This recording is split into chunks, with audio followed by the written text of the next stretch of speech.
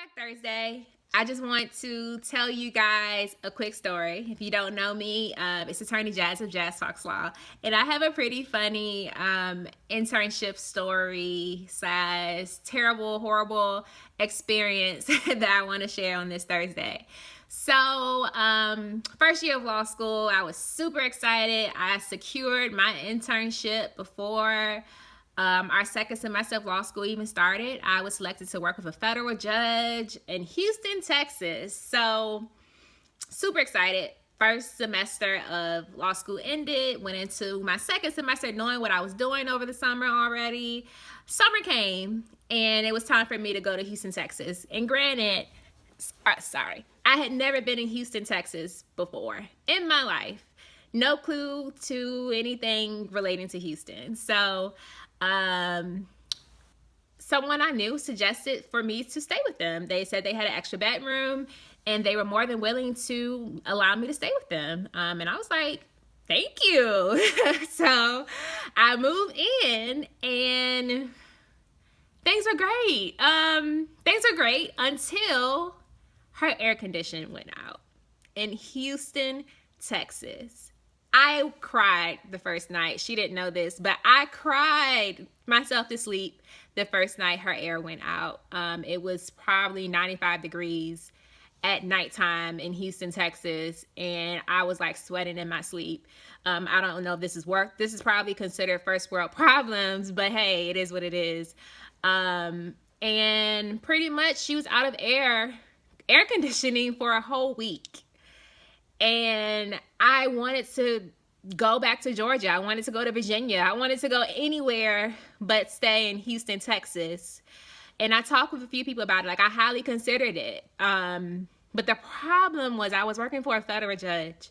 And you don't want to be on no federal judge's blacklist, as I'll call it. So I had to suck it up. I had to figure it out. What am I going to do? You know, I'm staying here for free, so it's nothing I can really do but possibly go somewhere else. So for about 2 weeks, I was without air in Houston, Texas. Now, I didn't share this on like social media or anything, of course, while you're going through it, because, you know, no one shares their real life on social media anymore. That's a whole nother conversation. But yeah, it was really terrible, you know. The best part of my days were being at work because there was air conditioning. And so my first piece of advice about that would be to definitely double check where you're going to live if you're doing an internship in another state. But two, you should work on your connections at wherever you're working. So thank God there was a godsend at my internship. Her name was Erin. She saw me coming into work every day, you know, seeming really stressed, and you know, we became friends. And long story short, she offered for me to stay with her during the second part of our internship. Do you think I turned her down? No. So I basically moved in with Erin. Didn't know her for more than a month. And I literally had to step out on faith and make that move. But when I tell y'all it was so hot in Houston, like, I've never seen the sun that bright in my entire life. Like, I've never, ever, ever, ever experienced anything like that. And it was terrible. Like, oh my gosh. But I had to stay. I had a federal clerkship with a federal judge if you know, you didn't get that already. That wasn't an option once a few people convinced me it wasn't an option to just leave. And I had to do what I had to do. You know, I was in Houston. The air wasn't working. I had a fan. I had 2 fans, actually. I was sleeping on the air mattress. It was pretty bad. But when you want an opportunity, you want an opportunity. And whatever you have to do to make it work, you'll do that. So that's my Throwback Thursday story. Me and that federal judge, we're cool to this day. If I need anything, I can reach out to her.